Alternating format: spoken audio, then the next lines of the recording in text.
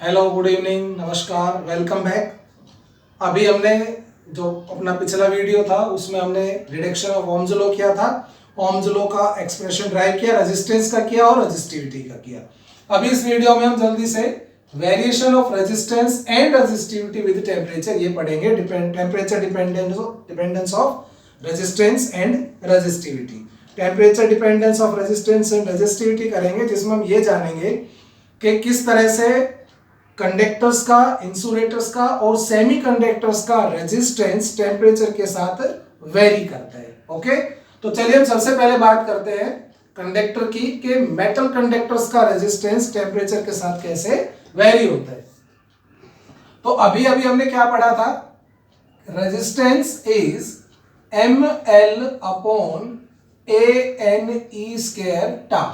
Okay, and resistivity is m upon NE² टा।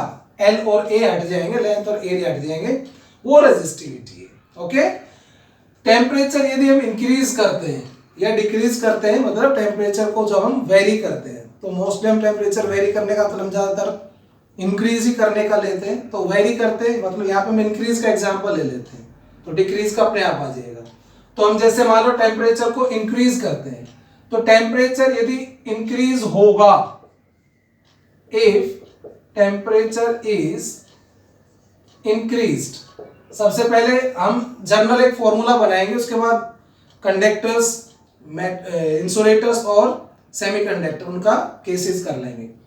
यदि temperature increase होता है तो रेजिस्टेंस के एक्सप्रेशन में वो कौन कौन सी टर्म्स हैं जो टेम्परेचर के साथ वेरी हो सकती है, कौन कौन सी टर्म्स है जो टेम्परेचर के साथ वेरी हो सकती है। चलिए आप खुद देखियो, समझ जाओगे, खुद ही आप बता दोगे कि क्या इफेक्ट पड़ता है।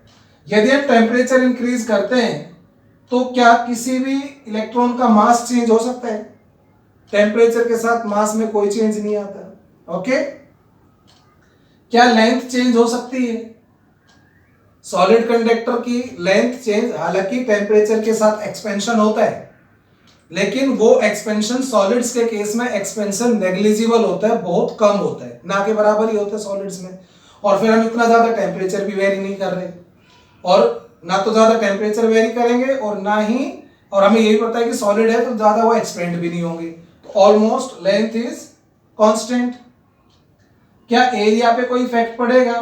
तो जैसे लेंथ पे कोई इफेक्ट नहीं पड़ेगा तो एरिया पे कोई इफेक्ट नहीं पड़ेगा। ओके, सॉलिड कंडक्टर में क्या इलेक्ट्रॉन के चार्ज पे इफेक्ट पड़ेगा? चार्ज भी टेम्परेचर के ऊपर डिपेंड नहीं करता, तो चार्ज भी नहीं चेंज होगा टेम्परेचर के साथ, ये भी कांस्टेंट रहेगा। अब रह गई हमारे पास दो चीज, relaxation time, average relaxation time, और number density of free electrons. ये दो चीज रहेगी। देखिए मेटल कंडक्टर में क्या होता है कि सभी एटम्स ऑलरेडी अपना आउटर मोस्ट सेल का इलेक्ट्रॉन फ्री किए हुए हैं। उन्होंने रूम टेम्परेचर और इवन रूम टेम्परेचर से भी कम टेम्परेचर पे, 0 डिग्री सेल्सियस पे भी अपने इलेक्ट्रॉन्स को लूज किया हुआ है मेटल कंडक्टर के एटम्स ने। तो यदि हम टेम्परेचर बढ़ाते हैं तो मेटल के एटम और मॉलिक्यूल्स फर्दर इलेक्ट्रॉन लूज नहीं करेंगे, क्योंकि वो स्टेबल हो चुके हैं इलेक्ट्रॉन देके पहले से ही।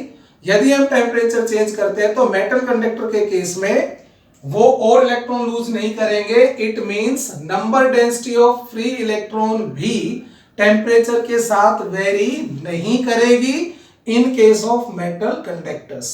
मेटल कंडक्टर के केस में number density of free electron n पे भी कोई इफेक्ट नहीं पड़ेगा। याद रखें, I am talking about metal conductors, तो उनके केस में भी n पे कोई इफेक्ट नहीं पड़ेगा। तो फिर रह गया हमारे पास सिर्फ एक ये average relaxation time. Average relaxation time क्या था? याद करिए, जब किसी कंडक्टर में आपको पता है कि फ्री इलेक्ट्रॉन्स होते हैं, और ये फ्री इलेक्ट्रॉन्स जिगजैग मोशन में होते हैं, they are colliding with each other and with other atoms and ions. वो गैस के एटम्स और मॉलिक्यूल्स की तरह टकराते रहते हैं, इधर उधर मूव करते रहते हैं। और जब हमने पोटेंशियल डिफरेंस अप्लाई किया था तो वो एक पर्टिकुलर डायरेक्शन में जाते जरूर है, लेकिन उस दौरान भी वो टकराते हैं, और वो तब भी कोलाइड करते हैं, और वही कोलिजन इनका रेजिस्टेंस का कारण होता है। तो ये टा क्या था? एवरेज रिलैक्सेशन टाइम, मतलब दो कोलिजन्स के बीच का एवरेज टाइम, जैसे मान लो कोई इलेक्ट्रॉन यहां टकराया, उसके बाद यहां टकराता है, तो बीच का जो टाइम होता है उसे हम रिलैक्सेशन टाइम कहते थे। तो वो अलग अलग होता था, जैसे यहाँ पे टा1 है, यहाँ पे फिर ये इस कोलिजन में टा2 हो गया एंड सो ऑन। तो हमने टा क्या लिया था, इस रिलैक्सेशन टाइम का एवरेज। ओके, अब इस एवरेज रिलैक्सेशन टाइम पे क्या इफेक्ट पड़ेगा, ये क्या होता है, दो कोलिजन्स के बीच का average time between two successive collisions. Okay, यदि टेम्परेचर बढ़ता है, मेटल कंडक्टर की बात कर रहा हूं, टेम्परेचर बढ़ता है तो जो इसके एटम्स है, नंबर एक बात, जो इसके एटम्स है, पता है सॉलिड में जब टेम्परेचर बढ़ता है तो सॉलिड के एटम्स का एम्पलीट्यूड, वाइब्रेशन का एम्पलीट्यूड बढ़ जाता है, उसके एटम्स और आयंस का वाइब्रेशन का एम्पलीट्यूड बढ़ जाएगा। ओके, दूसरी बात, इलेक्ट्रॉन्स की काइनेटिक एनर्जी भी बढ़ जाएगी, उनमें क्या आ जाएगा, रेंडमाइजेशन ज्यादा हो जाएगा, रैंडमनेस ज्यादा हो जाएगी, भगदड़ मच जाएगी एक तरह से। तो इससे क्या होगा, एम्पलीट्यूड बढ़ने से एटम्स और आयंस का, और इनके अंदर जो रैंडमनेस हो जाती है, जो भगदड़ मच जाती है, उससे क्या होगा, कोलिजन्स बढ़ेंगे, कोलिजन्स बढ़ेंगे। भाई आप एक बात देखिए कि कोई मेला लग रहा है, मेले में नॉर्मल है सब कुछ, तो हम जब मेले में भीड़ में चलते हैं तो हम टकरा जाते हैं एक दूसरे से, कभी इससे निकले, कभी इससे निकले, कभी इससे, तो वहां भी तो हमारे कोलिजन होते हैं। लेकिन यदि भगदड़ मच जाए तो हमारे कोलिजन बहुत ज्यादा होंगे और हमारे फ्लो को रोका जाएगा, हम उतनी स्पीड से नहीं निकल सकते उस भगदड़ में से जितना हम नॉर्मल में निकल सकते हैं। तो कहने का मतलब, टेम्परेचर बढ़ने से एम्पलीट्यूड बढ़ेगा, एटम्स और आयंस का, नंबर ऑफ कोलिजन्स बढ़ेंगे, और नंबर ऑफ कोलिजन्स बढ़ेंगे तो relaxation time, average relaxation time decrease होगा ना। तो एवरेज रिलैक्सेशन टाइम डिक्रीज होगा तो रेजिस्टेंस बढ़ेगा। ये चीज हम शुरू में भी कह सकते थे आपको सीधे एक लाइन में कि भाई टेम्परेचर बढ़ेगा तो मेटल का रेजिस्टेंस बढ़ेगा, लेकिन क्यों बढ़ेगा, कैसे बढ़ेगा, ये भी आपको जानना जरूरी है। तो यदि टेम्परेचर बढ़ता है तो average relaxation time in case of metal conductor increases, so resistance also increases. तो मैं यहां पे बता देता हूं क्या, कि in case of metal conductors average relaxation time decreases with increase in temperature। वो क्यों, as the number of collisions increases, number of collisions बढ़ जाएंगे, एम्पलीट्यूड वगैरह बढ़ जाएगा, इस तरह से ये हो जाता है। सो resistance of metal conductors increases with increase in temperature। so temperature बढ़ने के साथ मेटल कंडक्टर का रेजिस्टेंस बढ़ जाएगा और घटने के साथ घटेगा। ये चीज क्लियर हो गई।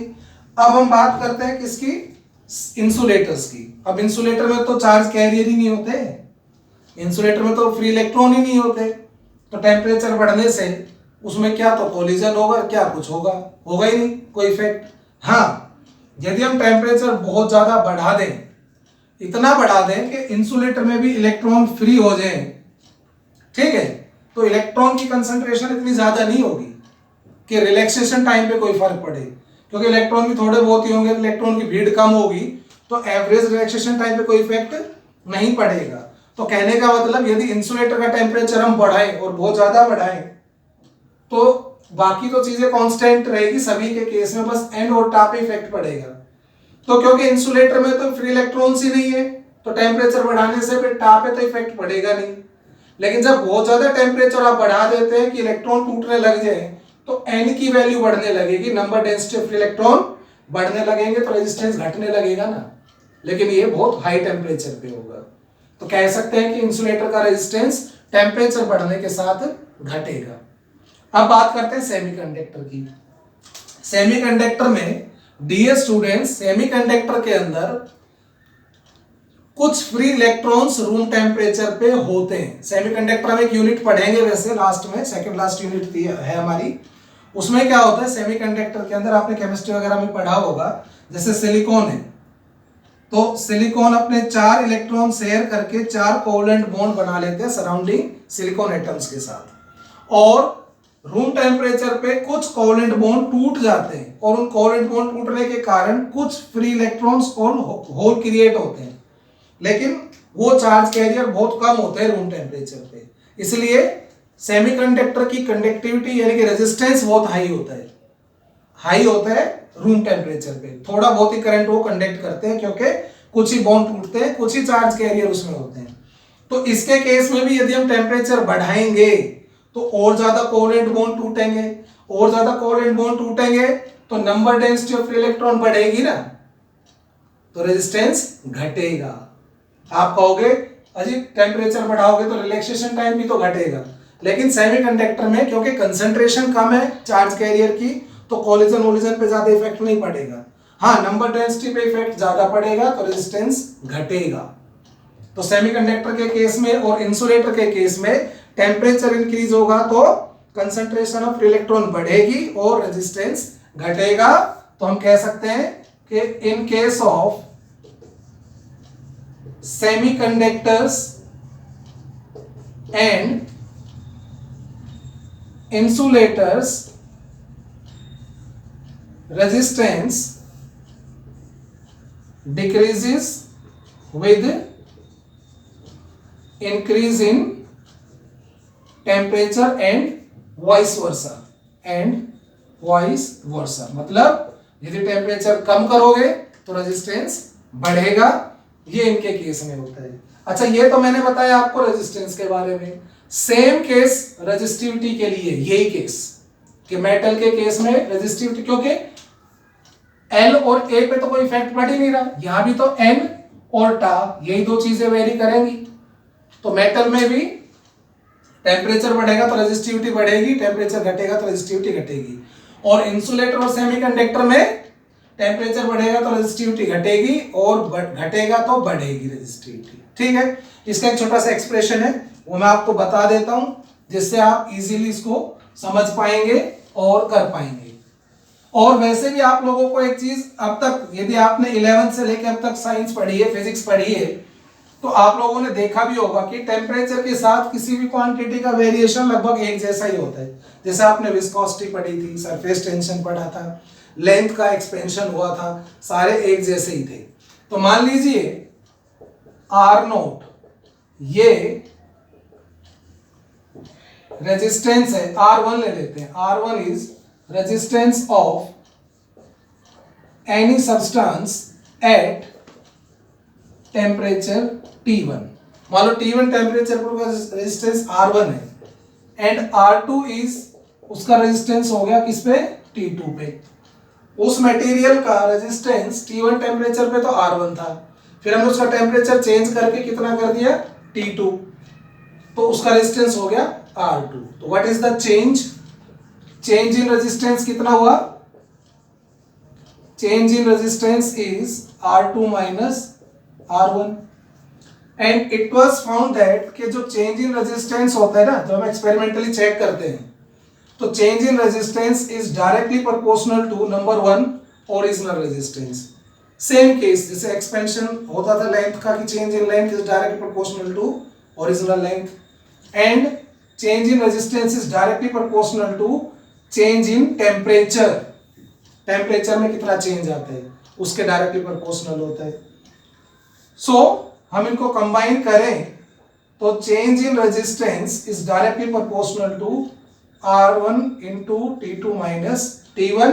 प्रोपोर्शनलिटी साइन हटाने के लिए हमें इक्वल टू साइन लगाना, तो हमें किसी कांस्टेंट अल्फा से मल्टीप्लाई करना पड़ेगा। ध्यान दीजिए ये प्रोपोर्शनलिटी साइन और ये अल्फा है, ठीक है। कभी ये सोचो कि तो इसके इक्वल लगा दिया, यहाँ पे ये क्या है, अल्फा कांस्टेंट ऑफ प्रोपोर्शनलिटी, और इसे हम क्या कहते हैं, thermal coefficient of resistance.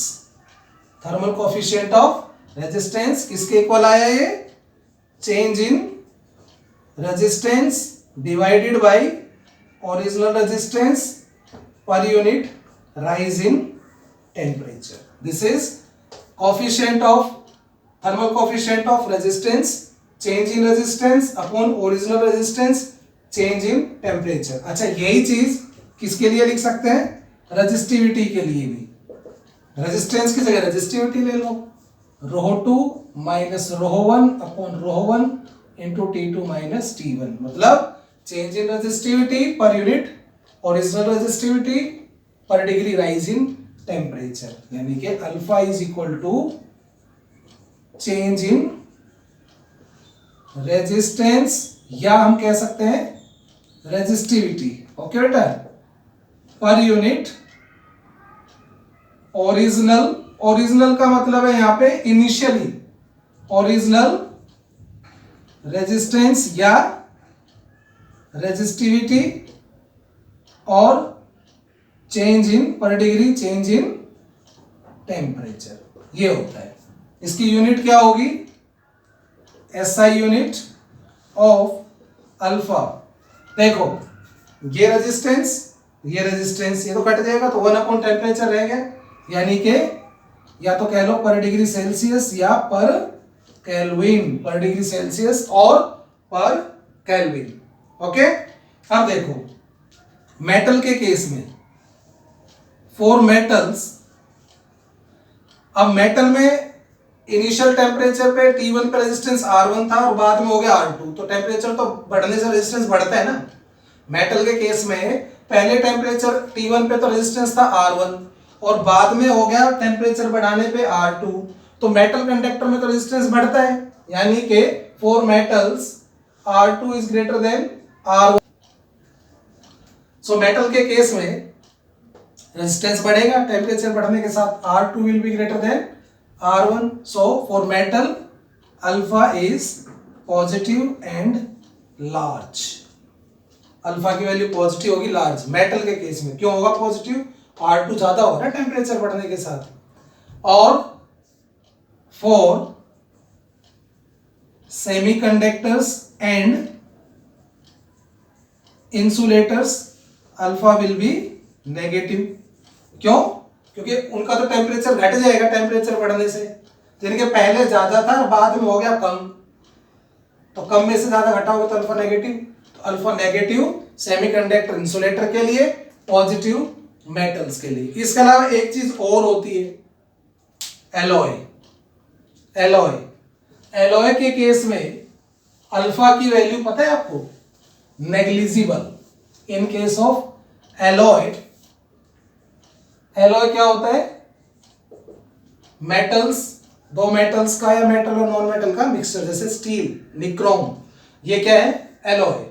For alloy alpha tends to 0. Alpha negligible. Alpha negligible का मतलब क्या है? कि बहुत ज्यादा टेम्परेचर हो और चेंज इन रेजिस्टेंस नेग्लिजिबल हो. अल्फा तभी तो टेंड्स टू 0 होगा कि जब न्यूमरेटर बहुत कम हो और डिनोमिनेटर बहुत ज्यादा हो. यानी कि चेंज इन टेम्परेचर बहुत ज्यादा होता है और रेजिस्टेंस में चेंज नेग्लिजिबल, मतलब आ ही नहीं रहा, तभी तो अल्फा टेंड्स टू 0. तो अल्फा टेंड्स टू 0 मतलब दिस इंप्लाइज कि रेजिस्टेंस और resistivity of alloy does not change with temperature. Alloy का टेम्परेचर के साथ रेजिस्टेंस चेंज ही नहीं होता. इसीलिए हम एलॉय का यूज करते हैं किसमें? For making standard resistance coil. जो अपने लैब में हम रेजिस्टेंस वगैरह यूज करते हैं ना, रेजिस्टेंस बॉक्स यूज करते हैं, कॉइल यूज करते हैं, उसको आप देखना नीचे उसमें एक पतली सी वायर होती है, उसी से बनता है. और वो वायर किसकी होती है? एलॉय की. निक्रोम.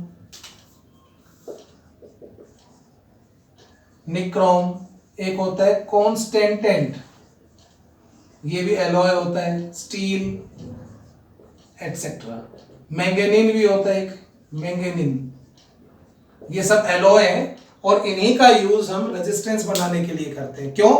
क्योंकि इनका रेजिस्टेंस, अब क्या होगा कि भाई जैसे रजिस्टर को हम करंट देंगे, रजिस्टर को करंट देंगे तो हीट प्रोड्यूस होगी, हीट प्रोड्यूस होगी तो वो जो वायर है वो गर्म होगा, और गर्म होने के साथ यदि उसका रेजिस्टेंस वेरी कर गया तो वो हमें रेजिस्टेंस की करेक्ट वैल्यू नहीं देगा ना। हमें तो फिर एक ऐसा मटेरियल चाहिए जिसमें से करंट पास हो, हीट भी प्रोड्यूस हो जाए तो भी उसका रेजिस्टेंस चेंज ना होता हो, तो इसके लिए हम एलॉय को यूज करते हैं। ओके, तो यहाँ पे क्वेश्चन बनता है, वो उसका आंसर आप खुद लिखेंगे कि why do we use alloy for making standard resistance coil. एक रेजिस्टेंस कॉइल बनाने के लिए हम एलॉय का यूज क्यों करते हैं, इसके बारे में आप अब खुद लिख सकते हैं और आप मुझे बताएंगे इसके बारे में। और एक इसके अंदर ग्राफ जो होते हैं, जैसे कि भाई मेटल के केस में आपने देखा कि इधर मान लो हम रेजिस्टिविटी लेते हैं, इधर हम टेम्परेचर लेते हैं, तो ग्राफ कुछ इस तरह का होता है। 0 डिग्री सेल्सियस पे हमने इधर हम टेम्परेचर ले लेते हैं और इधर रेजिस्टिविटी, तो 0 डिग्री सेल्सियस पे भी कुछ रेजिस्टेंस या रेजिस्टिविटी होता है। उसके बाद जो मेटल का रेजिस्टेंस है वो टेम्परेचर के साथ बढ़ता है। ये तो हम बात कर रहे हैं किसकी, मेटल की। और एलॉय के केस में, उसके केस में, सेमीकंडक्टर के केस में इस तरह से टेम्परेचर के साथ रेजिस्टिविटी या रेजिस्टेंस वो घटता है, और एलॉय के केस में कांस्टेंट रहता है, उसमें कोई वेरिएशन नहीं आता। आई होप आपको ये चीज समझ में आई होगी। किसी भी तरह के डाउट के लिए आप मुझसे कांटेक्ट कर सकते हैं, मैसेज कर सकते हैं। वीडियो लाइक करें, ज्यादा से ज्यादा शेयर करें, सब्सक्राइब करें। Thank you so much.